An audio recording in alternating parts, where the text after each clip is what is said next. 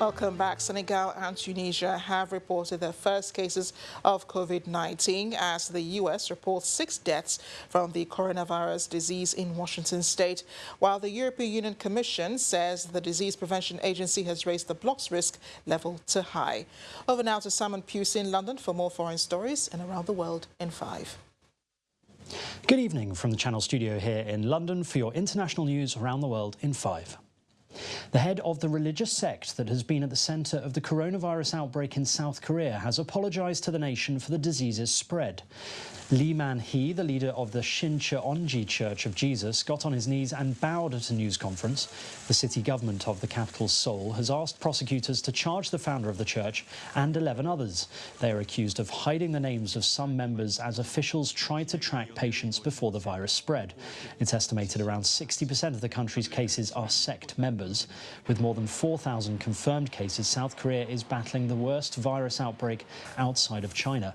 The army has even been mobilised for daily disinfection work in various cities across the country to try and halt the rapid spread of the disease.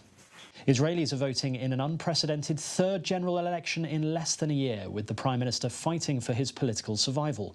Neither Benjamin Netanyahu nor his main challenger were able to put together a majority following the last 2 elections. The final opinion polls suggested the latest round is too close to call. Mr. Netanyahu is seeking re-election 2 weeks before he is due to stand trial on corruption charges.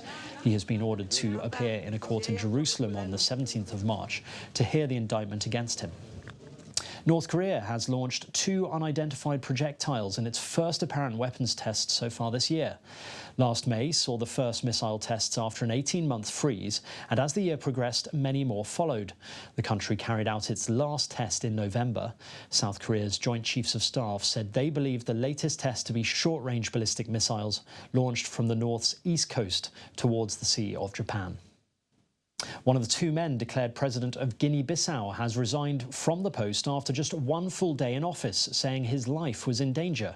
Cipriano Cassama was chosen by lawmakers as president following disputed elections in December. This was despite the fact that the former army general Umaro Sissoko Embalo had already been sworn in as president at a hotel in the capital. Guinea-Bissau has had 9 coups or attempted coups since 1980. Britain is significantly stepping up its military support in West Africa to help combat the world's fastest-growing Islamist-led insurgency. The region, a semi-arid stretch of land just south of the Sahara Desert, has been a front line in the war against Islamist militancy for almost a decade. Later this year, 250 British soldiers will join a UN mission in Mali. It has been described as the most dangerous peacekeeping operation in the world. New weather analysis has shown that Australia's summers have become twice as long as its winters amid increasing temperatures driven by climate change. The Australia Institute found that summer across most of the country over the past 20 years was about a month longer than in the mid-20th century, while winters had become shorter. Between 2014 and 2018, summers were found to be about 50% longer. The findings followed Australia's warmest and driest year on record. And finally, residents of Russia's capital marked the end of winter and the beginning of spring with a spectacular battle for a snow castle, an old tradition of the Pancake Week. Hundreds of people who gathered for celebrations in a field in the Moscow region hailed each other with snowballs, attacking and defending the snow castle. Following the traditional scenario, the effigy of winter, made of wood and hay, was eventually kidnapped from the snow tower and burnt as a token of approaching spring. Millions of Russians celebrate Maslenitsa, or Pancake Week, to mark the end of winter, which the Orthodox Church has accommodated as a week of feasting. And that's your international news around the world in 5. Now back to the studios in Nigeria. And also Lumina Macaulay with sports news.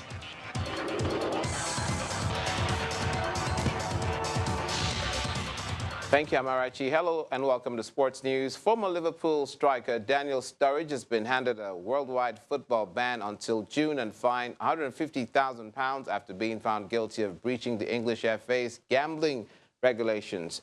The 30-year-old, who terminated his contract with Turkish side Trabzonspor earlier today, was handed a 2-week ban and a £75,000 fine in July last year.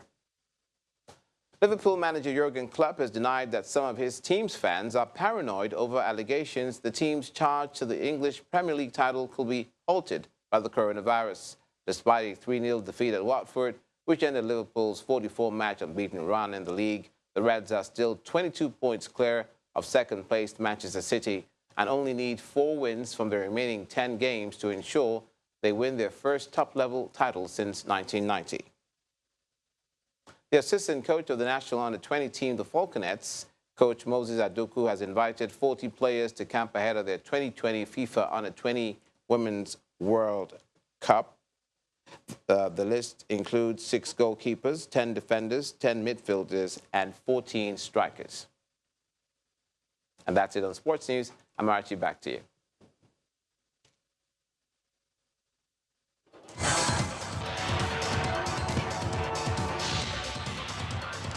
Thanks, Olumide. And the main news again, Kaduna State Governor Nasser El-Rufai today apologized over government's failure to effectively protect the people as death toll from coordinated attacks on the 2 local government areas in the state rise to 51.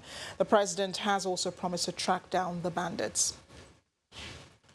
That is the news at 10 tonight. Thank you for watching. I am Amarachi Ubani. Good night.